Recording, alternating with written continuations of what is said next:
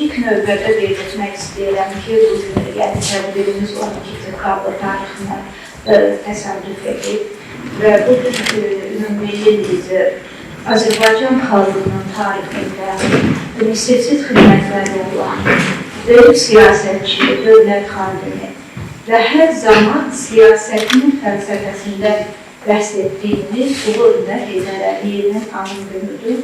Mən də öz növbəmdə dərin hörmət və ehtiramla onu aparıram. Monoqrafiya ilə əlaqədar qeyd etmək istərdim ki, monoqrafiya çox aktual və mübahisəli, eyni zamanda bir-biri ilə əlaqəli olan siyasət, diplomatiya, media və ideologiya məsələlərini həsr olunur. Bu dörd məfhum konseptual olaraq eyni zamanda bir sıra müasir çağırışlar baxımından tədqiqat obyektinə çevrilməmişdir. Eyni zamanda onu da qeyd edim ki, monoqrafiyada qaldırılan məsələlərin ayrı-ayrı komponentləri sırf politoloji təhlilin predmeti olduğundan siyasi hadisələr və proseslərində və yaxud siyasi cəhətdən şərtlənmiş sosial hadisələrin təzahürlərinin bir-biri ilə əlaqəsi və ümumiyyətlə bağlılığı nöqteyi nəzərindən fəlsəfi təhlili, xüsusilə də müasir çağırışlar nöqteyi nəzərindən rəqəmsallaşma, virtuallaşma, sosio-kommunikativ texnologiyalar, informasiya müharibələri həyata keçirilməmişdir. Əgər siyasi hadisələr, onların təzahürləri ümumiyyətlə sırf politoloji təhlilin obyektidirsə, siyasət fəlsəfəsi isə siyasəti və onunla əlaqəli məsələləri dərk etməyə imkan verir və onların kəsişməsində, yəni bu məsələlərin kəsişməsində təhlil aparmağa imkan verir. İlk növbədə onu qeyd edim ki, şərti olaraq kitabı iki hissəyə bölə bilərik.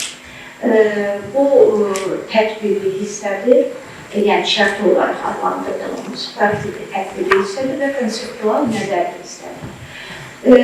Hər bir fəsil müstəqil araşdırmadır, eyni zamanda da vahid süjet xəttinin tərkib hissələrini təşkil edir.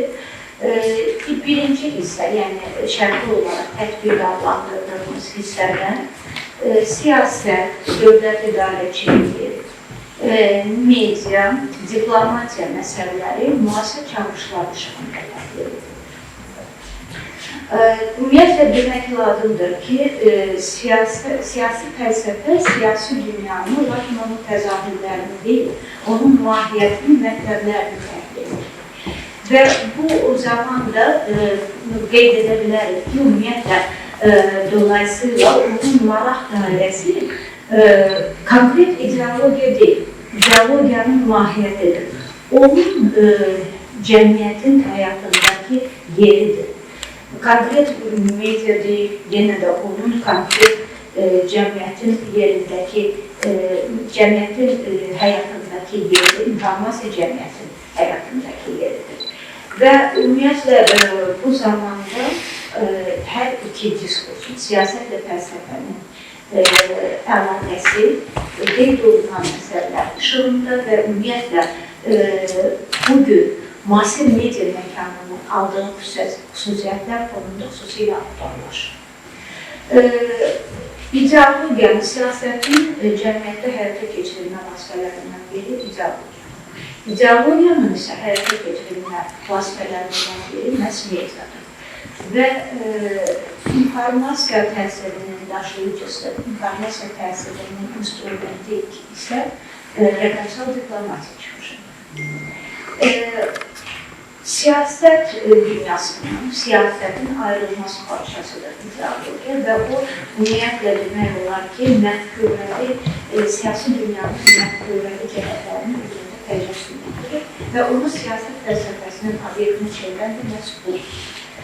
Bu zaman qeyd edə bilərik ki, müvafiq dünya görüşünü formalaşdıran tarixi şəraitin qiymətləndirilməsində siyasət fəlsəfəsinin rolu danılmazdır. Onun rolu çox əhəmiyyətlidir.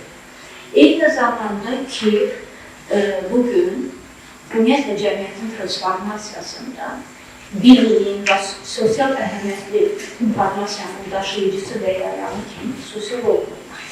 Və bu rol çox mühümdür.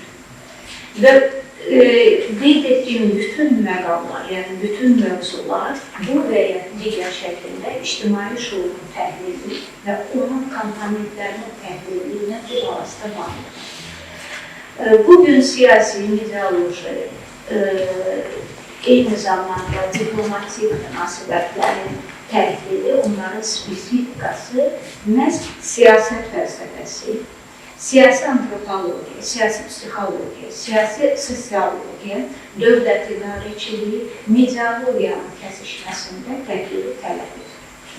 Kitabla bağlı, yəni kitabda ümumiyyətlə kitabın ideya funksiyası ilə bağlı onu qeyd etmək istərdim ki, buradakı ideyalar daha önceki monografiyalarında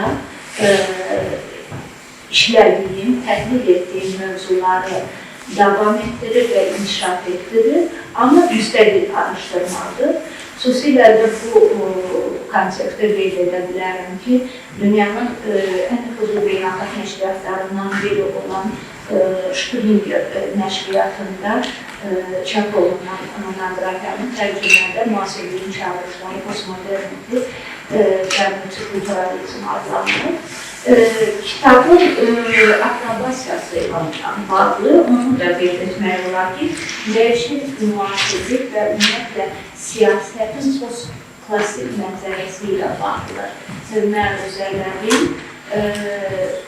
dünyanın aparıcı elm mərkəzlərindən olan Oxford və Cambridge universitetlərində keçirilən konferanslarda təqdim olunmuşdur. Kitabda istifadə olunan materiallardan Harvard Universitetinin Cambridge Dövlət İdarəçi Məktəbinin xüsusi proqramında idarəçiliyin əsasları faydalanılmışdır. Eyni zamanda kitabın tədqiqatı nəticələri və ümumiyyətlə siyasətin original təhlilinin komponentləri ilə bağlı müddəalar və tezislər həm ölkədə, həm ölkədən xaricdə, dünyanın bir çox ölkələrində 100-dən çox beynəlxalq konferanslarda təqdim olunmuşdur. Bunlar İspanya, Avstriya, Böyük Britaniya, Fransa, Yunanistan, Türkiyə, Rusiya, Kipr və bir çox digər ölkələrində qeyd edə bilərik. Kitabla bağlı məlumat bu qədər.